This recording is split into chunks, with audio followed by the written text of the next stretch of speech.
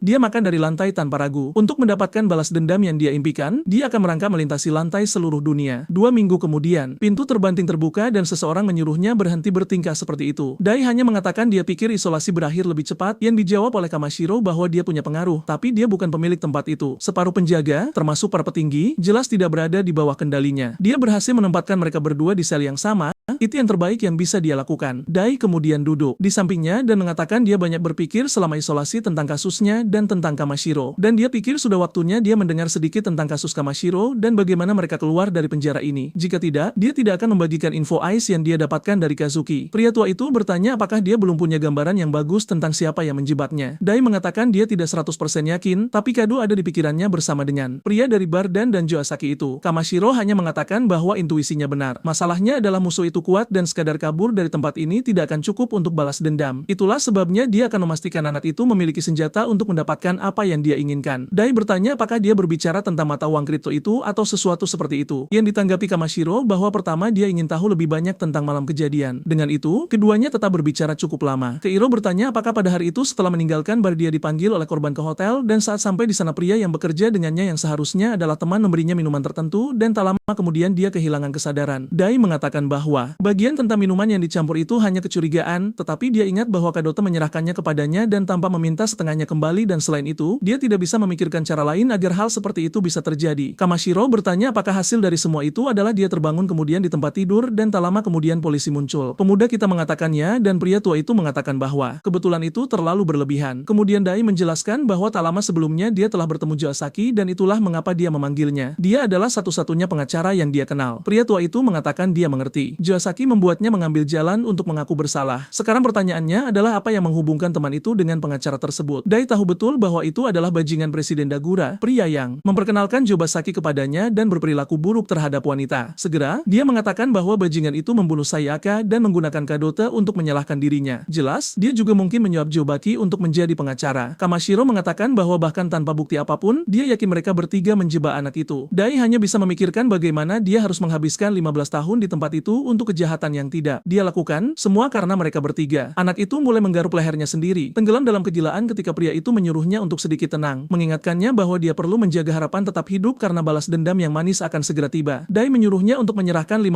miliar itu sekarang juga dan dia secara pribadi akan memastikan orang-orang itu berakhir di neraka. Tapi Kamashiro menghela napas dan mengatakan dia tidak bisa terburu-buru. Agar rencana ini berhasil, diperlukan persiapan serius dan kesempatan yang sempurna. Setidaknya, itu akan memakan waktu 1 atau 2 tahun lagi. Dan bahkan jika dia punya semua uang itu, tidak akan berguna jika dia tidak tahu cara menggunakannya. Apa yang kurang dari anak itu saat ini adalah pengetahuan. Dia mengambil buku Count of Monte Cristo dari rak dan mengatakan ada kutipan di sana. Tunggu dan harap sampai kesempatan sempurna muncul. Dia akan memberikan semua pengetahuan yang diperlukan kepada Dai. Sudah di perpustakaan, hal pertama yang akan mereka pelajari. Bu, apakah menurutmu itu akan menjadi pertarungan pukulan, tendangan, dan tembakan? Tidak, Nat. Mereka mulai dengan ekonomi. Dai hanya mengikuti semua saran Jin Dai karena dia tampak berpengetahuan luas. Dan pria tua itu mengatakan dia akan pertama-tama mengajarinya cara membaca buku. Pertama, kamu perlu melihat seluruh konten dengan cepat. Kamu bahkan tidak perlu memahami apapun pada awalnya. Kecepatan adalah hal yang paling penting dan begitulah cara Dai mulai. Kawan, melahap segalanya di tempat itu. Siang atau malam, kawan, dia di penjara dan membaca buku adalah satu-satunya hal yang benar-benar bisa dia lakukan. Anak itu produktif, kawan, saat membaca juga. Melakukan push up satu tangan sambil membalik halaman di saat yang bersamaan. Tapi ketika dia kehabisan energi, jelas dia jatuh tersungkur. Kamashiro bertanya apa yang telah dia lakukan dan pemuda kita menjelaskan bahwa dia sedang menghafal data perusahaan seperti yang diperintahkan. Masalahnya ada lebih dari 4.000 diantaranya, kan? Jadi itu memakan waktu. Pria itu tertawa, mengatakan gila melakukan sesuatu seperti itu sambil melakukan push up. Dai mengatakan itu semua masuk akal baginya ketika dia kalah dari Ruji setelah dipukuli dan juga ketika dia melawan Hazuki. Tanpa kekuatan yang cukup, dia tidak bisa melawan siapapun. Dia yakin bahwa pengetahuan saja tidak akan cukup. Dia membutuhkan jenis kekuatan yang tepat untuk menggunakan pengetahuan yang dia dapatkan. Pria tua itu mengatakan dia benar-benar mulai memahami esensi bertahan hidup di dunia ini. Kemudian dia berdiri dan berkata, baiklah, kamu sudah mengerti ekonomi. Sekarang kamu akan belajar tentang seni manipulasi. Di halaman penjara, ada seorang pria berambut hijau yang memakai mantel. Namanya Tacho. Ketika Dai datang untuk berbicara dengannya, pria itu terkejut dan mundur. Tapi pemuda kita hanya meminta untuk duduk di sampingnya. Sambil tersenyum, dia memperkenalkan diri sebagai Enamoto Dai dan bertanya apakah pria itu, orang yang disebut Tacho. Pria itu, canggung, ingin tahu bagaimana mereka tahu namanya. Pemuda kita mengatakan itu hanya karena dia tidak sengaja mendengar penjaga memanggil anak itu. Bahkan sedikit malu, dia mengatakan dia tahu itu nama yang aneh dan orang-orang menggodanya karena itu. Selain itu, dia tidak suka banyak bicara. Tapi Dai mengatakan dia sebenarnya mengira nama itu keren dan juga dia ingin belajar sedikit lebih banyak tentang siapa dia. Sebenarnya, anehnya, anak yang lucu dan pemalu itu mengatakan dia ditangkap karena memanipulasi pasar saham dan sekarang dia harus menghabiskan waktu lama di sana. Masalahnya adalah dia tidak bisa bergaul dengan orang lain. Dai menyuruhnya untuk santai. Selain itu, mereka terlihat seumuran jadi mereka bisa berteman. Jadi mereka terus mengobrol dan jelas kawan. Ini adalah bagian dari pelatihan manipulasi Dai. Dan Kamashiro memujinya, mengatakan dia melakukannya dengan baik untuk pertama kalinya. Pemuda kita mengulangi salah satu aturan. Dengarkan 70%, bicara hanya 30%. Lakukan kontak mata saat menanyakan sesuatu. Selalu beri pujian. Dia melakukan persis semua itu. Dan begitulah cara dia berhasil berteman dengan Tacho. Kamashiro mengatakan itu mungkin tampak sederhana, tetapi dengan kebanyakan orang, itu tidak semudah itu. Anak itu memiliki kepribadian yang tepat. Pemuda kita hampir tidak menyadarinya. Mungkin dia sendiri terjebak dalam permainan penipuan lama itu. Dan pemuda kita berkomentar bahwa Tacho tampak seperti pria pintar yang benar-benar memahami pasar saham. Kamashiro mengatakan dalam hal itu mereka harus mengundang anak itu untuk mempelajari subjek itu bersama mereka. Dai bertanya mengapa dia benar-benar hebat sampai-sampai mereka perlu mempelajari sesuatu darinya. Pria tua itu mengatakannya, dia sangat terkenal di industri ini tapi itu bukan satu-satunya alasan. Dai harus memahami bahwa tujuan yang dia inginkan mustahil dicapai sendirian. Dia akan membutuhkan sekutu dan pada gilirannya dia akan membutuhkan kekuatan dan pesona untuk menjaga orang-orang seperti itu tetap di dekatnya. Tapi satu hal yang diakui pria tua itu adalah anak itu punya bakat. Saat itulah Dai berterima kasih padanya tapi ingin tahu mengapa dia begitu baik padanya. Seperti ini, pria tua itu menyuruhnya untuk mencoba menebak dan pemuda kita mengatakan mungkin dia membutuhkan orang untuk membantunya kabur dari tempat ini. Dia mungkin dalam situasi yang mirip dengan Dai dan ingin keluar. Pria tua itu mengatakan itu bukan tebakan yang buruk, tapi Dai memotongnya dan mengatakan bahwa di sisi lain, dia tidak peduli jika mereka menggunakannya. Dia akan menjual jiwanya kepada iblis jika itu berarti mendapatkan bantuan untuk balas dendam. Kamashi menyuruhnya untuk tidak terlalu cemas. Segalanya akan diajarkan begitu dia lulus dari sekolahnya. Dan dengan itu, dia berjalan menjauh dari meja, meninggalkan Dai sedikit bingung. Hari-hari berlalu dan protagonis belajar lebih banyak dan lebih banyak lagi dari Kamashiro di siang hari. Di sana mereka bertiga di perpustakaan. Tacho berbicara tentang grafik unta, hukum investasi, cara memahami pasar dan semua itu. Pemuda kita tampak tertarik ingin belajar tentang para pesaing. Bahkan Kamashiro berpartisipasi mengatakan dia benar-benar memiliki mata yang jeli untuk perusahaan yang tepat. Di malam hari, kamu pikir mereka berhenti? Kawan, tidak mungkin. Dia tidur di samping pria tua itu yang sekarang berbicara tentang politik dan pola-pola tertentu. Bahkan ketika Dai sedang berolahraga,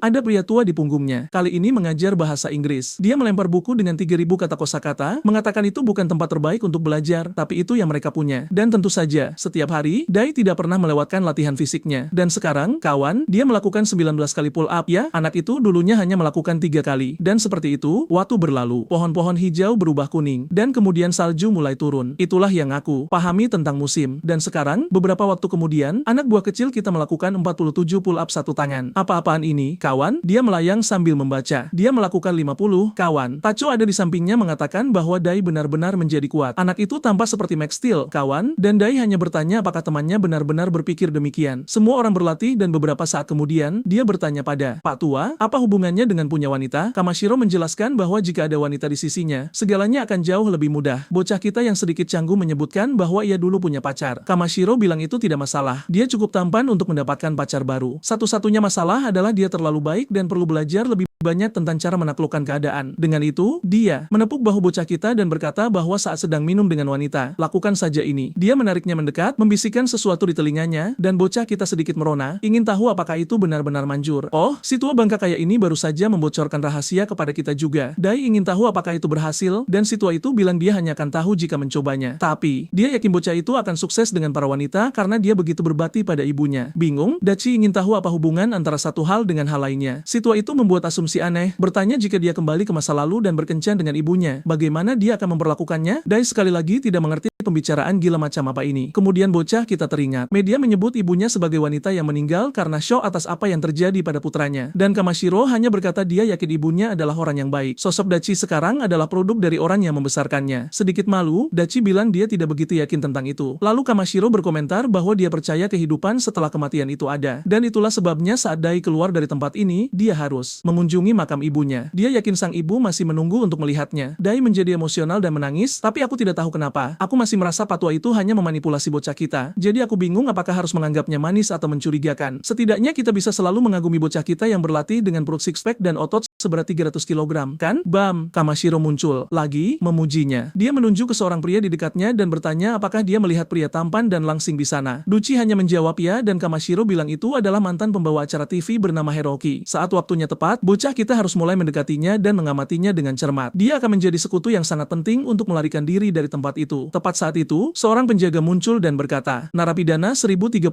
kedatangan tamu. Dai jelas bingung. Siapa yang akan menjemuknya setelah sekian lama? Kupikir itu teman, penjahat, atau semacamnya. Tapi bukan, kawan. Itu pria bernama Yamashida yang bekerja untuk Departemen Investigasi Kriminal Kepolisian. Dai menyapa, duduk, dan bertanya apa yang bisa dia lakukan untuk mereka berdua. Sebelum pria itu menjawab, dia dengan antusias bertanya, apakah mereka berencana membuka kembali penyelidikan kasusnya? Dengan malu, si pria gemuk itu menyuruhnya tenang. Mereka bahkan tidak di sana untuk membicarakan kasusnya. Mereka ingin bicara tentang seseorang bernama Kamashiro Jindai. Sebelum memulai percakapan, dia meminta izin untuk merokok dan bocah kita mempersilakannya. Sambil menyalakan rokok, si pria gemuk bertanya apakah dia dekat dengan Kamashiro Jindai. Dachi bila mereka berada di sel yang sama, jadi mereka sesekali mengobrol. Yamashita menjelaskan bahwa pria itu tidak hanya ditangkap karena pembunuhan, tapi juga karena kejahatan finansial besar-besaran. Dia dikurung dengan jumlah kerugian yang tidak masuk akal, dan sepertinya mereka mendengar tentang sejumlah uang yang dia sembunyikan di suatu tempat. Dai tahu persis apa yang dia bicarakan, mata uang kripto yang disebutkan pria itu. Dan Yamashita berkata secara langsung bahwa yang mereka inginkan hanyalah agar bocah itu mencari tahu di mana uang itu disembunyikan. Dai bertanya apakah mereka ingin dia menjadi mata-mata dan pria itu bilang itu bukan mata-mata. Dia hanya akan menjadi seseorang yang bekerja sama dengan mereka. Itu pasti akan menjadi bantuan besar bagi Kementerian Kehakiman dan mereka akan memberinya hadiah yang sangat pantas. Mereka bahkan mengatakan bahwa mungkin pembebasan bersyarat lebih awal bisa dilakukan. Pada saat itu, kawan, masih tersisa 10 tahun sampai pembebasan Dai, artinya ini sudah 5 tahun berlalu. Dan bagian terburuknya adalah setelah sekian lama, Kamashiro Jindai yang sialan itu masih menjadi teka-teki lengkap. Yamashita menepuk bahu Dai dan berkata dia bisa melihat anak itu adalah orang baik, bahwa dia tidak seharusnya berada di tempat seperti itu. Dia tersenyum seperti monster dari Attack on Titan, mengatakan Dai perlu hidup dengan cerdas. Tapi Dai justru bertanya apakah detektif itu percaya pada kehidupan setelah kematian. Pria itu tertawa dan bocah kita berkomentar bahwa Kamashiro lah yang membicarakan hal itu. Tiba-tiba, dia berdiri dan berkata, orang rasional seperti Kamashiro tidak akan mengatakan hal seperti itu hanya untuk menyemangati seseorang, dan itulah sebabnya aku tidak akan mengkhianati pria itu. Yamashita menggigit bibirnya dan berkata, baiklah kalau begitu, tapi kau akan menyesali ini. Dai hanya melambaikan tangan tanda perpisahan dan setelah itu, dia dibawa pergi. Aku bahkan tidak akan menyalahkan bocah kita. Dia bersumpah pada dirinya sendiri bahwa dia tidak akan pernah mempercayai pihak berwenang lagi. Sejujurnya, lebih baik ditipu oleh patua itu daripada oleh pria gemuk sialan yang tidak pernah melakukan apapun untuknya. Kemudian adegan berpindah ke seseorang yang menuangkan segelas anggur. Itu adalah Dagura yang berkata, anggur tahun 1919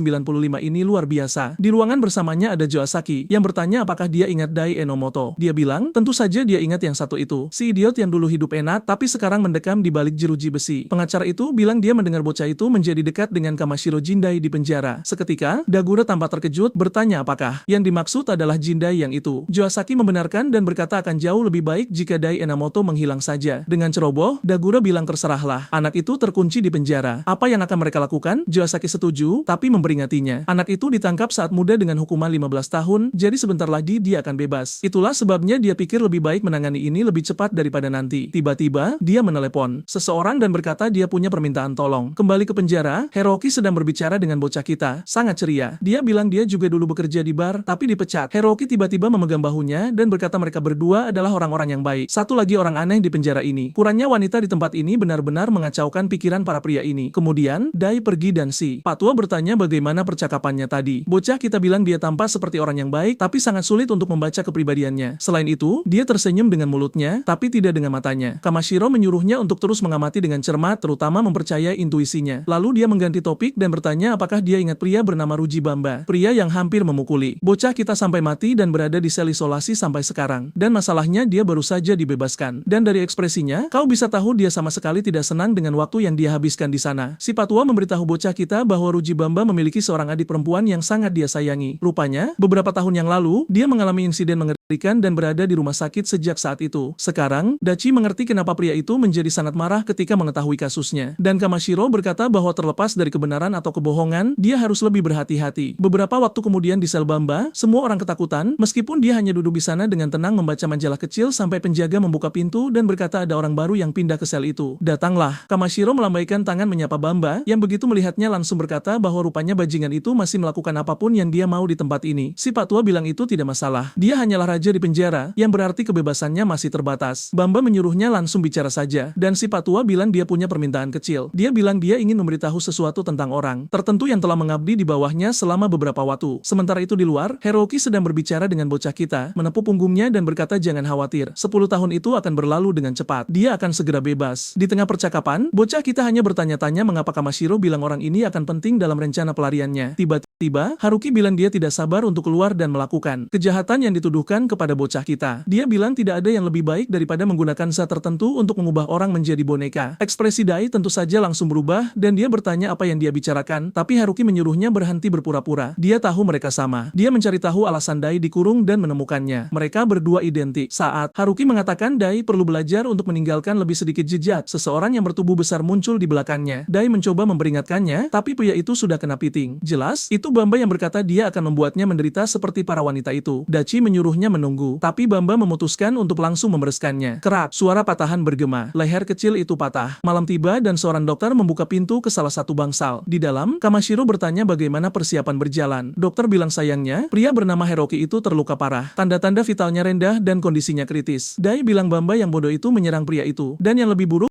adalah Enomoto mencoba melerai dan ikut dipukuli juga. Dokter menjelaskan bahwa dengan peralatan yang mereka miliki di tempat ini, operasinya sangat sulit, tetapi mereka berhasil menyelesaikannya. Dia tidak tahu kegilaan macam apa yang mereka lakukan. Tapi dokter bilang Kamashiro luar biasa karena bisa mengatur hal seperti itu. Sementara Kamashiro memuji pria itu, ada seorang penjaga di sudut yang mendengarkan semuanya. Tiba-tiba, dia membuka pintu dan memasuki ruangan. Di tempat tidur, mereka berdua terbaring terbungkus perban. Dan pria itu menyuntikkan sesuatu ke kantong infus bocah kita. Dengan itu, monitor rumah sakit mulai berbunyi beep. Tapi kemudian adegan beralih ke SID Mi, mantan pacar Dai, dan lihat siapa itu, si bajingan Kadogo. Dia bilang dia membeli tiket konser penyanyi yang dia sukai dan bertanya apakah dia ingin bersenang-senang. Tapi kawan, sudah 5 tahun berlalu dan dia masih bersedih. Mengatakan bahwa sayangnya, dia tidak sedang dalam suasana hati untuk itu. Sial, aku tidak terlalu memikirkan gadis ini sebelumnya, tapi ternyata dia benar-benar peduli pada bocah kita. Si pecundang Kadote itu melakukan semua ini dan tetap tidak mendapatkan apa-apa. Dia bertanya apakah dia masih menunggu Dai. Dia terdiam sejenak dan berbalik mengatakan dia yakin Dai tidak akan pernah melakukan hal seperti itu. Lalu Kadote bilang dia harus menyampaikan sesuatu yang sangat menyedihkan yang dia dengar dari seorang hakim. SID Mi segera tahu ini tentang Dai dan saat itu juga si pria itu berkata rupanya dia mengalami beberapa komplikasi dan meninggal karena serangan jantung. Pada saat itu SID Mi membeku, jatuh berlutut dan mulai menangis. Kadote memeluknya dan berkata tidak apa-apa, ini memang berat dan Dai benar-benar orang yang baik. Di perpustakaan, Dacho menggebrak meja mengatakan Dai hanya mencoba menghentikan perkelahian. Jadi kenapa pria itu seperti itu? Kamashiro bilang dia tidak percaya dia benar-benar mati seperti itu. Men, Apakah dia benar-benar mati? Salah satu penjaga di ruangan itu bilang menyedihkan bocah itu mati seperti itu tepat sebelum diberikan pembebasan bersyarat, terutama mengingat dialah yang dipukuli oleh Bamba. Tapi pada akhirnya, orang lainlah yang kehilangan nyawanya. Dokter bilang, ya, itu masuk akal. Kemudian adegan beralih ke bajingan Dagura dan Joasaki yang sialan sedang merayakan. Mereka akhirnya bebas dari keberadaan Enomoto Dai. Kamashiro dipenjara seumur hidup, jadi mereka bahkan tidak perlu mengkhawatirkannya. Dia hanya bisa menjadi raja penjara yang tidak masalah bagi mereka. Dagura memuji rencana yang sempurna itu dan berkata bahwa sebentar lagi dia akan menghasilkan banyak uang, jadi mereka hanya perlu tetap di jalurnya. Dengan senyum jahat, Joasaki mendongak dan berkata bahwa akhirnya mereka tidak perlu takut lagi. Tapi sekarang, kawan, seseorang meninggalkan penjara dengan rambut hitam. Sudah sangat jelas apa yang baru saja terjadi di sini, dan penjaga itu berharap dia bisa segera pulih. Bocah itu berterima kasih atas segalanya, dan pintu tertutup. Dia kemudian mengangkat tangannya untuk menghalangi sinar matahari dan berkata bahwa dia akhirnya keluar. Dia pergi ke makam ibunya, meletakkan bunga, dan meminta maaf karena butuh waktu lama untuk berkunjung. Dari tanda di belakang telinganya, kita tahu betul siapa itu, dan dia meminta maaf karena muncul dengan wajah yang berbeda. Kemudian kita melihat di rumah sakit, dia bertanya apakah mereka benar-benar memintanya untuk mati, dan apa maksud Kamashiro dengan hal seperti ini. Tiba-tiba, si Patua berkata bahwa seperti yang dia katakan sebelumnya, waktunya telah tiba baginya untuk meninggalkan hidupnya sebagai Enomoto Dai. Dokter bilang mereka akan mentransplantasi seluruh area wajah dan rambutnya. Intinya, dia akan bertukar tempat dengan pria itu. Jelas, Dai bilang, ini gila. Tidak mungkin operasi seperti ini bisa dilakukan. Kamashiro menanggapi bahwa dia harus memanfaatkan ini. Pria di sebelahnya itu sampah, dan tidak mungkin mereka membiarkan hal seperti itu keluar dari tempat ini. Sejak awal, dia sudah memberitahunya bahwa dia harus bersiap untuk hal seperti ini. Di ruang operasi, bocah kita memutuskan untuk meninggalkan hidupnya sebagai Enomoto Dai. Dan temanku, itu benar-benar seperti gaya topeng Halloween. Kau tahu, mereka merobek semuanya dan menukar satu wajah dengan wajah lainnya. Hari itu, dia keluar dari ruangan itu sebagai Takahashi Hiroki, sosok yang licin, kini memiliki wajah tampan itu dan berkata, jangan khawatir, Bu, karena di sini dan saat ini, balas dendamnya terhadap orang-orang itu baru saja dimulai. Beberapa saat kemudian, dia berada di sebuah karaoke di gedung itu sambil mandi dengan sangat santai. Sepertinya, beberapa hari telah berlalu agar bekas luka operasinya mulai memudar. Sekarang, dia harus mulai menanamkan di kepalanya bahwa dia bukan Enomoto Dachi lagi, melainkan Hiroki. Pada saat itu, ketika dia terbangun di rumah sakit, dia tampak ketakutan, bertanya, di mana Hiroki? Dan dokter segera berkata bahwa dia telah meninggal. Rupanya, dia terkena serangan jantung, tapi itu aneh, karena operasinya berjalan 100% lancar. Kondisinya benar-benar stabil dan dia masih dibius. Kamashiro langsung berkata bahwa jelas dia dibunuh. Dai bertanya mengapa seseorang datang membunuh pria itu di dalam penjara, karena jelas Kamashiro bilang orang yang seharusnya mati jelas bukan dia. Dan ya, yang mati hari ini adalah Enomoto. Kan? Kemudian bocah kita mengerti pria itu mati, karena dia baru saja bertukar wajah dengannya. Untuk beberapa alasan, dia merasa agak marah pada dirinya sendiri, kan? Karena secara tidak langsung dialah yang membuat pria itu mati. Tapi mengingat pria yang mati itu, dia pantas mendapatkan lebih dari itu. Dia mati dengan tenang, masih tertidur lelap. Ah, hidup yang mudah. Untung saja dia sudah dipukuli sebelumnya. Dokter menjelaskan bahwa dia tidak tahu hal seperti itu akan terjadi. Dan Kamashiro menjawab bahwa itu adalah karma atas apa yang dia lakukan saat berada di luar penjara. Yang pasti, dia akan bersenang-senang di neraka. Setidaknya pria itu bersyukur karena mereka bertanya-tanya bagaimana menenangkan Kamashiro saat dia bangun dengan wajah lain. Sial, pasti berat. Kau dipukuli, lalu bangun dan punya wajah lain. Ini seperti isekai tapi bukan, kau hanya sedang sial, berakhir dengan wajah pria yang juga sial. Namun, sang protagonis bertanya-tanya apa yang akan terjadi mulai sekarang. Yang dijawab pria itu sudah jelas. Dia akan dibebaskan menggantikan pria itu dan memulai balas dendamnya. Akhirnya, waktunya telah tiba untuk melaksanakan rencana yang telah dia siapkan selama 2 tahun terakhir. Beberapa saat kemudian, dia pergi ke kamar Hiroki, mengambil ponsel dan semua yang dimilikinya. Men, pria itu punya banyak kartu hitam, uang, ponsel, segalanya. Melihat pantulan di ponselnya, dia teringat Hiroki berkata bahwa membuat gadis-gadis kecanduan narkoba dan hal lainnya sangatlah bagus. Dan bocah kita berbaring sambil berpikir itu tidak masalah. Dia juga akan masuk neraka saat dia mati nanti. Untuk saat ini, bajingan itu bisa menunggunya di sana, tapi di bumi. Sekarang, dialah yang akan memanfaatkan wajah ini. Beberapa saat kemudian di sebuah hotel besar di Tokyo, dia tampil sangat gaya dengan jam tangan di pergelangan tangannya. Sepertinya dia sudah berjanji dengan Kamashiro untuk berada di tempat itu untuk menemui seseorang. Dari satu detik ke detik berikutnya, seorang pria sudah duduk di kursi bertanya apakah dia adalah murid sang presiden. Dachi mengiyakan dan memberikan kata sandi rahasia yaitu, tunggu, renungkan, dan berharaplah. Pria itu kemudian menurunkan kacamata hitamnya, tersenyum dan berkata namanya adalah Sato. Dachi bertanya apa hubungan mereka, dan dia menjawab bahwa pria itu telah menyelamatkannya berkali-kali. Dia punya musuh yang tak terhitung jumlahnya, tapi juga berhasil mendapatkan sekutu yang tak terhitung jumlahnya. Lalu dia menyerahkan paspor bocah itu yang penuh dengan dokumen. Pria itu bahkan mengganti namanya menjadi Churisu Fuyoto. Kupikir dia akan memakai nama pria gila lainnya itu. Terserahlah. Sato kemudian berdiri dan menyuruhnya untuk memberikan yang terbaik. Dan bocah kita berterima kasih. Di dalam tas, pria itu juga meninggalkan ponsel baru dan 2 gepok uang tunai. Dia ingat Kamashiro menyuruhnya untuk mulai mengubah mata uang kripto menjadi uang sedikit demi sedikit. Jelas, Dai masih ingin tahu mengapa Kamashiro bertindak sejauh ini untuknya, mengapa dia memberikan uang, semua dukungan ini, dan apa yang dia harapkan darinya. Kamashiro menjawab bahwa apa yang dia inginkan jauh melampaui balas dendam bocah itu. Dan melihat uang itu, Dai hanya bisa berterima kasih atas segalanya. Benar-benar ya, aku sempat meragukan Pak Tua itu. Mungkin masih akan ada plot twist. Entahlah, tapi pria itu benar-benar membantu bocah kita. Dia tiba di bandara, lolos dengan lancar dengan dokumen baru. Kita sudah berangkat. Aku tidak tahu kemana. Ah, aku tahu. Dia sudah di pesawat memikirkan 3 target balas dendamnya. Jelas, pertama-tama dia harus menyelidiki di mana mereka berada, sumber daya yang mereka miliki, dan koneksi mereka. Dia akan berusaha keras untuk memahami sepenuhnya kematian Siaka, dan mengapa kesalahan itu ditimpakan padanya. Dan tentu saja, dia akan memastikan mereka menghadapi keputusasaan yang jauh lebih besar daripada apa yang dia alami. Masalahnya pria di sana itu sangat kuat dan berpengaruh di kota ini. Untuk saat ini, dia butuh uang dan juga bantuan. Itulah sebabnya dia pergi ke luar negeri untuk mengambil uang yang diberikan Kamashiro kepadanya. 50 miliar dalam bentuk kripto, kawan. 3 tahun kemudian dan kita berada di Tokyo. Uang dari seluruh dunia masuk ke kota ini, membantu pembangunan, tetapi terutama di bar dan kasino. Jelas, karena itu, kehidupan malam Tokyo menjadi liar. Tapi di saat yang sama, hal itu menciptakan disparitas sosial yang aneh. Dan di dalam pesawat, pramugari yang agak gemuk muncul untuk menyapa bocah kita, mengatakan, kita hampir sampai. Dan dia hanya berterima kasih. Lihat, si cerdik itu, kawan, sudah pakai anting dan sekarang punya penampilan yang lebih dewasa. Melihat melalui jendela, dia bilang dia tidak percaya dia kembali ke tempat ini setelah sekian lama di daerah bernama Maronachi. Para pria tua itu semuanya tersenyum, berkata, sungguh menakjubkan bertemu seseorang sepertinya. Rupanya, bocah kita, entah apa yang dia lakukan, tapi dia sudah dikenal di sini. Dia agak pemalu, mengatakan senang bertemu mereka juga. Dia jelas sekarang menggunakan nama Curisu. Anehnya, para pria tua itu tidak percaya anak itu masih begitu muda. Itu lucu karena menurutku dia terlihat dewasa. Tahta itu pada dasarnya sudah lahir di sana dan para pria tua itu berkata bahwa berkat perang kasino, semakin banyak orang kaya datang ke Jepang. Pasar saham tidak berhenti melonjak. Pria yang menunjukkan tablet kepada sang protagonis sepertinya tidak terlalu ingin berada di sana, tetapi sepertinya beberapa investor Amerika sangat merekomendasikan anak itu sehingga dia setuju untuk menemuinya. Ah, dan tentu saja, kedua pria itu sudah merencanakan agar dia menyetor setidaknya 200 juta, tapi dia membalikan keadaan. Mereka pikir dia akan menawarkan 200 juta. Dia langsung berkata akan mulai dengan menyetor 2 miliar. Sontak, para pria itu berdiri berterima kasih padanya, mengatakan mereka tidak mengharapkan sesuatu yang sekeren itu. Curisu menyuruh mereka tenang. Dan sekarang aku agak bingung. Mereka memanggilnya Dai dan memanggilnya Kurisu. Dan sekarang aku bahkan tidak tahu. Kurasa aku akan tetap memanggilnya Kurisu karena butuh waktu lama bagi orang-orang untuk menyadari bahwa dia adalah Dai. Dan semua orang akan terus memanggilnya Kurisu. Dan itu akan membuatku bingung setiap saat. Tapi kau tahu itu dia, bukan rahasia lagi. Beberapa saat setelah pertemuan kecil itu, dia pergi dengan orang-orang itu berterima kasih padanya. Pria tua itu jelas ingin lebih dekat dengan bocah itu, ingin tahu apakah dia senggam malam ini. Dia sudah memesan tempat di restoran Michelin dan ingin dia pergi. Tapi bocah kita memakai kacamata hitam keren dan berkata tidak untuk malam ini. Dia punya rencana untuk malam ini. Apa ini? Aku melihat beberapa pakaian dalam bilantai dan mengira dia sudah mulai beraksi lagi di Jepang. Tapi bukan, itu si bajingan Kadogo. Bajingan ini masih hidup. Saat itu jam 11 pagi. Dia mematikan alarm dan menendang gadis itu, bertanya berapa lama dia akan tidur. Gadis lain juga gila mau bersama pria seperti itu. Kan bro? Dia bingung, ingin tahu apa yang dia pikir sedang dia lakukan dan hanya menyuruhnya untuk segera menghilang. Dan rupanya sekarang dia memiliki sebuah bar atau semacamnya. Gadis itu sudah berpakaian dan membanting pintu sambil berkata dia yang terburuk. Tapi Kadote bahkan tidak tahu siapa dia sebenarnya. Lalu melihat pemandangan kota, dia pikir itu pasti gadis sembarangan yang dia ajak kencan tadi malam. Pria itu masih hidup enak. Lihat, ini, dia tidur dengannya bahkan tanpa tahu siapa dia. Lalu melompat ke BMW dan pergi. Tinggal di rumah mewah, mengendarai mobil mewah, mengatakan sekarang dia akan pergi mencari lebih banyak uang lagi. Kemudian dia berada di sebuah tempat bernama Empress Lobby. Dan sekarang sepertinya dia pemilik tempat itu. Semua orang merayakan, mengatakan bos sudah datang. Dan salah satu pria muncul dengan agak canggung, berkata, mereka punya tamu VIP hari ini. Kadote langsung terkejut. Pria yang datang telah memesan banyak sekali anggur dan sampanye yang sangat mahal. Si bodoh itu tidak bisa menyembunyikan senyumnya. Dia bisa mencium bau uang datang. Siapa yang bisa menjadi orang besar di ruang VIP itu? Kawan, dia dikelilingi oleh para pengawal terhebat. Si bodoh pirang itu masuk dengan canggung, meminta maaf karena mengganggu momen pribadinya. Namanya Kadote. Dia adalah pemilik tempat itu dan datang untuk menyapa bocah itu. Bocah kita berdiri dan kawan, anak itu tiba-tiba terlihat seperti di JoJo's Bizarre Adventure. Garis raha macam apa itu, bro? Dia memperkenalkan dirinya sebagai Kurisu dan berkata, suatu kehormatan bertemu dengannya untuk pertama kali.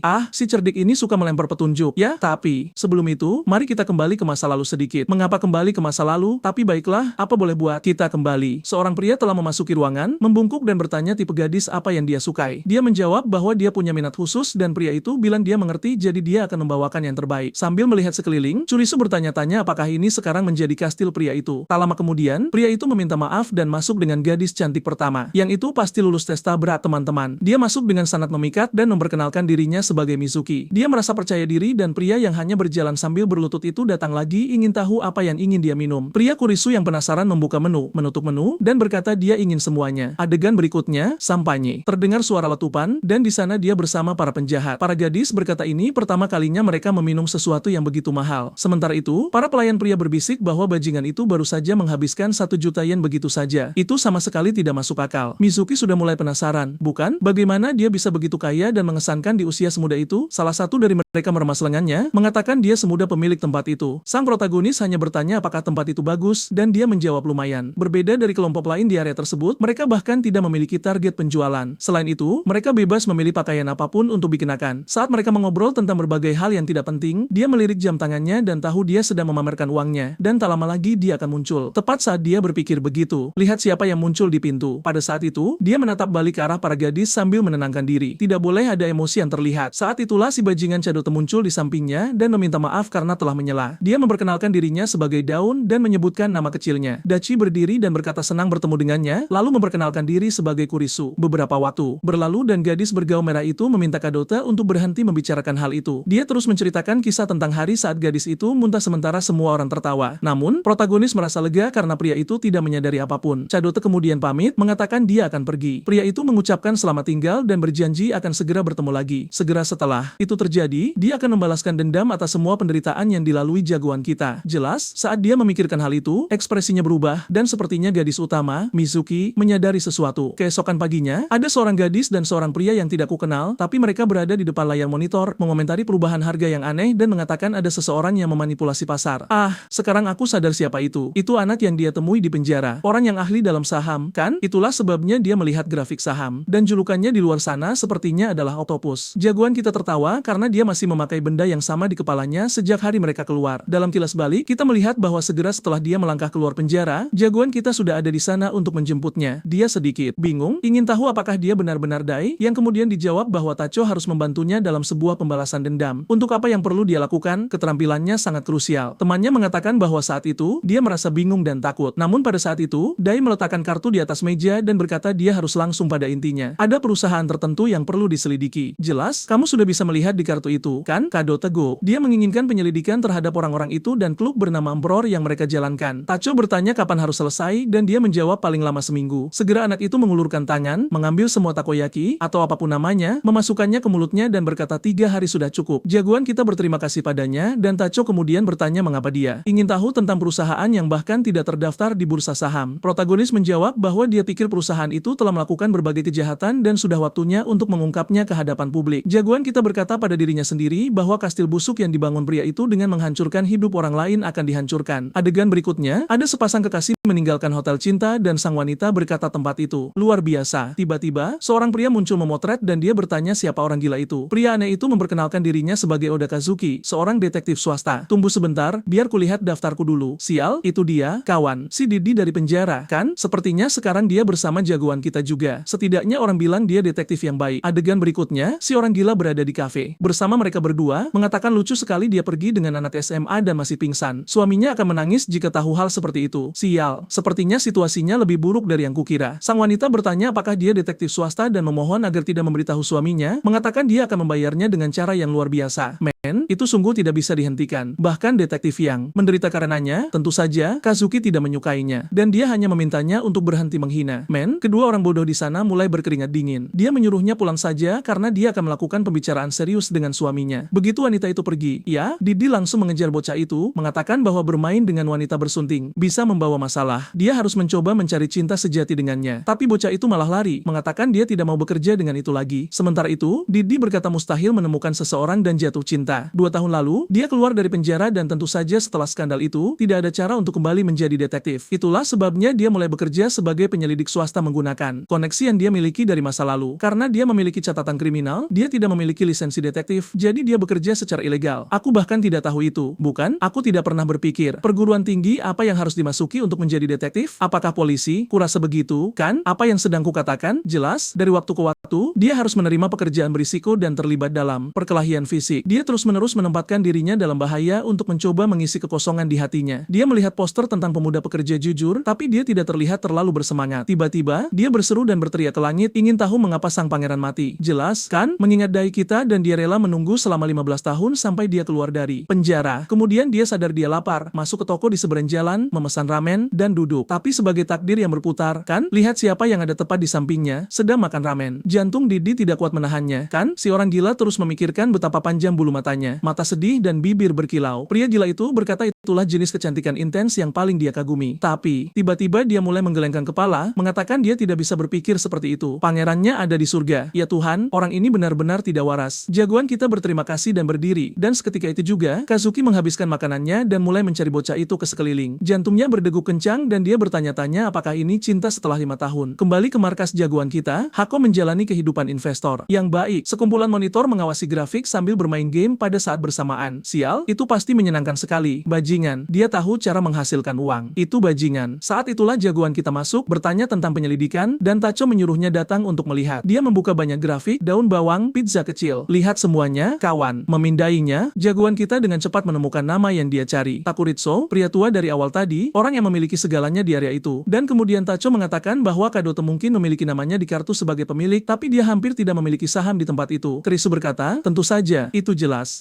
Ada orang di balik layar yang menarik tali, tapi sekarang waktunya dia mulai membayar harga karena terlibat dalam semua ini. Tacho sudah mengerti dan bertanya apakah mereka orang-orang yang menjebak Dai Yamamoto. Mereka membenarkannya, dan temannya berkata, bajingan itu tidak bisa dimaafkan. Kemudian dia menepuk bahu temannya dan berkata, pertama, mereka butuh sekutu baru. Misi Tacho untuk saat ini hanyalah menjaga uang Kamashiro dan membuatnya berkembang. Bocah itu menjawab bahwa dia tidak perlu khawatir karena mudah menghasilkan uang saat kamu sudah punya uang. Kemudian jagoan kita berkata mereka juga butuh informan dari dunia bawah tanah. Orang-orang itu pasti melakukan kejahatan lain selain kasusnya sendiri. Dan kuncinya jelas ada pada narkoba yang mereka gunakan dan produksi. Sang protagonis ingat itu adalah zat sintetis bernama ICE. Zat yang sama, yang ditemukan di tubuh gadis yang meninggal 5 tahun lalu, dan juga di minuman energi yang diberikan bajingan Cadote itu padanya. Itulah sebabnya persidangannya sangat buruk baginya. Dan yang dia butuhkan sekarang adalah seseorang yang tidak hanya menyelidiki narkoba, tetapi bagaimana semua operasi di dunia bawah tanah berjalan. Kamu sudah tahu siapa yang akan muncul, kan? Tacho bilang dia tahu tentang investasi, bukan? Jadi itu di luar bidannya. Jagoan kita pergi sambil berkata dia bisa terus fokus menyelidiki perusahaan. Dia sendiri akan berkeliling kota untuk menata pikirannya. Men, tidak mungkin. Dia berada di sauna di Tokyo, dan lihat siapa yang ada di sana. Sekarang aku baru sadar, maksudku, itu jelas, tapi jagoan kita tidak bisa mengejar Sedomeu, pacarnya dari awal cerita. Dan tentu saja, tepat saat bajingan Didi itu hendak meninggalkan sauna, siapa yang berdiri tepat di sampingnya? Jagoan kita. Dia langsung memerah, mengatakan, sungguh kebetulan yang luar biasa bertemu malaikat yang sama 2 kali. Jagoan kita menatap orang aneh yang menutupi dirinya dengan malu, mengatakan dia harus berbicara dengan pangeran itu dengan cara yang wajar. Tepat saat itu seorang pria tua berdiri untuk pergi tapi tersandung, dan saat jatuh dia menarik handuknya. Didi, jelas jika aku ingat dengan benar Didi melihat gadis kita, kurasa dia melihatnya. Ya, dia pasti akan mengenalinya. Tentu saja, saat jagoan kita membantu pria tua itu, si gila menangis emosional karena merasa telah menemukan sang pangeran. Tapi aku tahu ini tidak masuk akal. Dia seharusnya mati di penjara. Dia sangat terguncang di sana sampai dia pingsan di lantai merah. Salah satu pria datang menanyakan apakah dia baik-baik saja atau apakah dia sudah mati. Beberapa waktu kemudian, kembali ke bar Emperor, pelayan bertanya apa yang dia inginkan, dan jagoan kita menyuruhnya membawa Mizuki. Kukira dia akan memesan minuman atau sesuatu, tapi tidak. Dia meminta seorang wanita. Ah, sepertinya jagoan kita menyadari itu adalah OA yang duduk di pojok, dan dia tidak pernah membayangkan melihat orang itu di tempat seperti ini. Dia tahu dia tidak bisa kembali ke polisi karena kejahatannya. Jadi, apa yang dia lakukan sekarang? Mungkin dia harus menyelidikinya. Saat itu juga, gadis penyeberang tadi muncul dengan lembut, berbicara dengan suara imut, mengatakan dia merindukan Frioto. Dia memutuskan untuk meninggalkan topik Oga nanti karena sekarang dia harus berbicara dengan gadis gila ini dan meneliti lebih lanjut tentang apa yang dilakukan Kadode. Mizuki tersenyum, mengatakan dia senang melihatnya di sana lagi. Tapi tentu saja, rencana Kurasu adalah menjadikannya teman karena dia butuh informan di tempat ini. Masalahnya, gadis itu menatapnya dengan aneh. Akankah dia benar-benar menjadi sekutu? Aku tidak tahu. Tapi dia memasang wajah serius, mengatakan dia butuh gadis yang akan patuh padanya secara mutlak dan menjadi mata-matanya. Beberapa waktu kemudian, gadis-gadis lain mengatakan dia bersikap aneh hari ini dan bahkan tidak minum apapun. Dia menanggapi bahwa sekali dia melakukan kesalahan besar dengan alkohol, jadi dia lebih suka seperti ini. Gadis-gadis itu tertawa mengatakan semua orang mengalami itu. Mereka bahkan bilang ingin melihatnya mabuk. Si ID ada di sana tertawa juga, tapi di dalam hatinya dia bertanya-tanya siapa orang aneh ini. Dia tidak terlihat seperti gangster biasa yang sering nongkrong di sana yang biasanya menipu orang dan mencuri untuk mendapatkan uang. Mungkin dia adalah bocah yang baru saja kaya dari saham atau semacamnya. Tiba-tiba, Churisu berdiri, bilang mau ke kamar mandi, dan Kyoto bilang dia akan menunjukkan jalannya. Tapi ternyata, dia tidak menunjukkannya. Orang lain lain yang mengantarnya. Dan di jalan, dia bertemu dengan salah satu pria tua yang telah dia investasikan 2 miliar tadi, yang jelas sudah sangat bersemangat mengatakan itu adalah kebetulan takdir bagi mereka berdua untuk bertemu. Dia berterima kasih pada bocah itu atas hari sebelumnya, dan Kadota hanya menonton dari samping. Kadota terus mengawasi dari sudut dan bertanya pada bocah itu siapa klien aneh itu. Dia menjawab bahwa dia tampaknya adalah eksekutif dari perusahaan asing yang mempekerjakan orang Jepang. Rupanya, dia bekerja di luar negeri untuk waktu yang lama dan baru saja kembali ke Jepang. Kadoting, pria tua itu mencondongkan tubuh ke arah jagoan kita dan jelas bersemangat. Di depan seorang eksekutif, bahkan orang-orang tua membungkuk, ini adalah apa yang dia butuhkan, pria yang benar-benar kaya. Dalam manual ini, uang tidak membeli wanita, bro, itu membeli pria. Segera setelah Mizuki meninggalkan ruangan, Kot meraih lengannya dan memberinya perintah untuk melakukan apapun demi memenangkan hati Kurasu ini. Dia agak bingung, tapi pria itu menatapnya tajam dan bertanya apakah dia mengerti apa yang dia maksud. Dia merasa canggung saat pria itu mendekat dan mengatakan dia harus mengerti bahwa pria ini punya uang yang melebihi apapun yang bisa dia bayangkan. Selain itu, sepertinya dia agak menyukai gadis itu, jadi sebaiknya dia memanfaatkannya dengan baik. Pada akhirnya, dia juga akan mendapatkan keuntungan. Beberapa waktu kemudian, mereka berbicara di salah satu meja bar, dan Mizuki mengatakan sepertinya Kadota sedang berkencan dengan salah satu gadis di klub. Kurisu bertanya apakah itu tidak dilarang, seperti orang yang berkencan dengan mereka yang bekerja di tempat itu. Dia mengatakan itu tidak diperbolehkan. Tentu saja, pria itu pemiliknya, jadi tidak ada yang akan mengatakan apapun. Kemudian dia menambahkan bahwa dia tidak benar-benar tahu gadis mana itu. Itu akan menjadi info penting bagi Kurisu untuk dicari tahu karena jelas gadis yang bersamanya pasti tahu sesuatu. Tapi tiba-tiba, Mizuki bertanya mengapa dia terus datang ke klub ini. Dia terkejut, tapi dengan cepat memberikan sedikit senyum dan ingin tahu apa maksudnya. Dia menjawab bahwa dia jelas menanyakan itu karena dia tidak terlihat tertarik pada gadis-gadis di sana dan itulah sebabnya dia penasaran. Pria gila Kurisu berpikir dia telah bertindak dengan cara untuk menyembunyikan niatnya, tapi dia tajam. Bro, kamu pergi ke klub, memesan 300 sampanye, menghabiskan 1 miliar, dan tidak membawa satu gadis pun pulang. Tidak ada yang mencurigakan. Dia masih tidak menjawab apapun, dan Mizuki bertanya mengapa dia mengajaknya makan malam seperti ini. Dia yakin dia diundang oleh gadis-gadis lain. Dia menjawab dengan canggung bahwa dia tampak seperti orang yang paling mudah diajak bicara. Dia tampak sedikit lebih sopan dan tenang, sangat santai untuk mengobrol dengannya. Oh, apakah dia jatuh cinta? Ah, apakah anak itu menggunakan teknik persuasi yang dia pelajari di penjara? Bro, kalian tidak siap untuk anak ini. Kemudian dia mengungkapkan bahwa dia juga tertarik pada bagaimana klub itu dikelola sebagai peluang investasi potensial. Ah, jadi kita sudah mengatakannya, kan? Dan sekarang dia cemberut, mengatakan sekarang dia mengerti mengapa dia tidak begitu tertarik pada gadis-gadis itu. Tapi dia juga tidak beres di kepalanya. Tiba-tiba, dia meraih lengannya dan melihat pergelangan tangannya untuk melihat apakah ada bekas jarum untuk memeriksa apakah gadis ini dibius. Mengingat apa yang Kado lakukan padanya, itu adalah hal minimal untuk diperiksa. Tapi dia tidak melihat bekas luka, jadi dia memegang wajahnya dan membawanya mendekat untuk memeriksa lingkaran hitamnya dan juga apakah ada sesuatu yang aneh tentang pupil matanya. Sepertinya bocah itu juga butuh transplantasi mata. Benar, tidak bisa melihat apapun. Harus membawa gadis itu dalam jarak 1 cm. Atau mungkin dia memainkan permainan ganda, berpura-pura bahwa saat dia mencari info, dia mendekatinya juga. Dan dia menjadi canggung dan malu sementara dia hanya berdiri di sana di bawah lampu dan dia menatapnya. Jelas, dia bilang dia terlalu tampan. Ahli bedah penjara itu pelakunya, kan, bro? Menukar kepala bocah itu dan membuatnya hampir sempurna. Di dunia nyata, gadis-gadis melakukan 2 hal kecil dan berakhir dengan bibir yang terlihat seperti sosis. Dia bilang dia pasti lelah mendengar betapa tampannya dia. Dan dia berkata, tidak juga. Itu bukan sesuatu yang dia banggakan juga karena dia tidak mengusahakannya. Dia hanya memainkan permainan ganda di sini. Bajingan ini. Apakah dia berbicara padanya atau kepada kita para pembaca di pagi hari? Men, fokuslah pada gadis itu. Nat, setelah menatap bocah itu, dia mendekat dan dia bertanya apakah dia mabuk. Tiba-tiba, dia meraih tangannya dan berkata dia bahkan tidak akan meminta untuk menjadi pacarnya. Dia hanya ingin menghabiskan bagian hari yang dikenal sebagai malam biruan tertutup dengan 4 dinding dan tempat tidur di tengahnya. Jadi mungkin mereka harus keluar sana dan mencari kamar kecil. Ya Tuhan, senimannya terlalu bagus. Apa ini, bro? Terlalu pagi bagiku untuk melihat hal-hal ini. Aku baru saja bangun, teman-teman. Hentikan, gadis. Bajingan yang penasaran itu masuk ke tempat tidur, jelas memikirkan penyelidikan yang perlu dia lakukan. Saat si wanita muncul, meminta maaf karena membuatnya menunggu. Saat dia bertanya apakah dia gugup, tiba-tiba, dia meraih sesuatu tapi jatuh di tempat tidur. Dan dia berkata ini pertama kalinya, jadi dia harus bersikap lembut. Sekarang kamu jadi gila, gadis. Dia bodoh, tapi tidak cukup bodoh untuk percaya sesuatu seperti itu. Tapi gadis sialan itu mulai berguling-guling di spray. Dan men, yang bisa dia pikirkan hanyalah sudah waktunya mencari mata-mata baru. Sial, kupikir bab berikutnya akan dibuka dengan hasil malam itu. Tapi tidak, dia hanya menatap, bertanya-tanya apakah ini langkah yang tepat untuk membuatnya bergantung padanya. Dia bisa membuatnya menyelidiki Cadota atau seluruh istana Emperor. Mace Riki. Di sana terlihat sangat emosional ketika dia bertanya apakah yang dia inginkan adalah uang. Jika demikian, dia hanya perlu mengatakan berapa banyak. Dia berdiri dengan gemetar, bertanya apa yang dia bicarakan. Tapi Kurisu berjalan pergi ingin tahu apakah yang dia inginkan hanya uang. Apakah dia menginginkan 50.000, 100.000, atau lebih? Men, ekspresinya berubah. Kasihan sekali. Sepertinya dia benar-benar menyukai jagoan kita atau dia seorang aktris yang sangat bagus. Dia kemudian berkata pada dirinya sendiri untuk berhenti menjadi begitu naif bahwa dia lelah dengan cara dia bersikap. Gadis malang itu berdiri tak percaya, gemetar, mengatakan dia tidak melakukan ini demi uang. Tiba-tiba, dia menangis dan berteriak putus asa, menyuruhnya berhenti menghinanya seperti itu. Kurisu hanya menundukkan kepala dan meminta maaf. Dengan itu, dia berkata dia akan meninggalkan tempat itu terbayar, tapi dia pergi. Oh, men, cerita Jepang selalu seperti ini, ya, harus cerita yang didasarkan pada pria Jepang. Mereka selalu berpikir keren bagi pria untuk tidak pernah melakukan apa-apa. Seperti, aku terlalu gaya untuk mendapatkan wanita. Jika itu salah satu dari pria Tiongkok yang gila itu, dia pasti sudah menghancurkan seluruh bar dalam adegan yang jauh lebih keren. Tapi di sana dia memberinya peringatan untuk keluar dari tempat itu. Aku hanya akan memaafkannya karena di dalam mobil, dia berpikir bahwa dia sudah menyadari dia bukan orang yang tepat untuk menjadi mata-mata. Dia terlalu baik dan lebih baik tidak melibatkannya dalam semua ini. Malaikat pelindung yang hebat. Bajingan itu. Hari berikutnya, di sana dia, bro, di depan sekolah yang dulu dia hadiri. Semua gadis yang lewat terkesan, mengatakan dia. Pria yang sangat tampan yang berdiri di sana entah dari mana. Dia menatap para siswa mendengarkan mereka berbicara tentang ujian sekolah dan segalanya dan ingat itu adalah waktu paling bahagia dalam hidupnya saat satu-satunya tugasnya adalah pergi ke sekolah. Dia punya teman untuk diajak bicara dan ibunya masih hidup. Men, kehidupan anak itu benar-benar kejam. Mata yang sedih. Momen paling bahagianya. Dan ibunya sudah berada di rumah sakit. Sayang sekali. Aku memaafkanmu. Nah, kamu keren bahkan jika kamu tidak berhubungan dengan semua gadis di klub. Dan tentu saja, dia tidak lupa bahwa dia kehilangan semua itu pada hari itu. Dia meninju dinding bertanya mengapa bajingan itu melakukan sesuatu seperti itu padanya. Beberapa waktu kemudian, Tacho ada di sana melihat keluar dari gedung mewah, mengatakan pemandangannya indah. Kurisu tidak terlalu bersemangat dan ingin tahu apa langkah selanjutnya. Kurisu mengatakan ada 3 orang yang jelas perlu dia balas dendam. Bajingan Kadugu itu, bajingan kaya yang dulu pergi ke bar, dan terakhir, pengacara sialan yang merusak hukumannya. Dia yakin salah satu dari ketiganya terlibat dalam kematian Sayaka, tapi 2 lainnya berperan dalam pemenjaraannya. Masalahnya dia harus berhati-hati karena saat dia membunuh yang pertama, yang lain akan mulai menyelidikinya. Itulah sebabnya dia perlu mengetahui ketiganya dan menyiapkan segalanya sebelum melakukan langkah. Tacho, bagaimanapun, berkata benar, dia baru saja bertemu Cadote, jadi bagaimana dia akan terhubung dengan 2 lainnya? Kurisu mengatakan itu tidak akan sulit karena orang-orang itu mengadakan pesta besar-besaran. Dan sepertinya, siapapun dengan banyak uang atau pengaruh di kota selalu diundang atau semacamnya. Karena Katode mengawasinya, undangan akan segera tiba. Dia bahkan menyadari Kagot mengawasinya dari sudut, jadi dia tahu itu hanya masalah waktu. Bahkan temannya berkomentar bahwa anak itu sangat lambat dengan balas dendam ini. Kan, lu? Kurisu menjawab bahwa tidak perlu terburu-buru. Dia ingin membuat orang-orang ini menderita untuk waktu yang lama. Membunuh mereka begitu saja tidak akan menyenangkan. Di malam hari di hotel, dia bertanya tentang Mizuki dan pria itu mengatakan sayangnya dia tidak muncul akhir-akhir ini. Jelas, dia tidak perlu khawatir tentang perusahaan. Mereka punya banyak gadis cantik di tempat itu. Kurisu berterima kasih lalu menyuruhnya membawa yang lain dan tetap di sana berpikir bahwa ya, dia benar-benar pergi setelah dia menyuruhnya. Dia bertanya-tanya apakah itu benar-benar niatnya, tapi pada akhirnya itu mungkin lebih baik untuknya. Dia perlu mencari wanita dengan lebih banyak keinginan, seseorang yang lebih mudah dimanipulasi. W.O. Man, hanya kompetisi berat di tempat ini. Tunggu, tapi sekarang setelah kulihat, wajah jagoan kita berubah. Itu mantan pacarnya yang bekerja di tempat itu. Sial, teman-teman, sudah berakhir. Bocah bajingan itu, kan, bro, mencuri gadis itu, tidak mendapatkan apa-apa dengannya, dan masih melemparkannya ke sana. Dia benar-benar bajingan. Dan tentu saja, saat Kurisu melihatnya, bro, itu adalah like instan pada video ini yang membantu Mamoru membuat konten yang lebih menarik bagi pemirsanya. Aktifkan lonceng kecil yang nakal itu.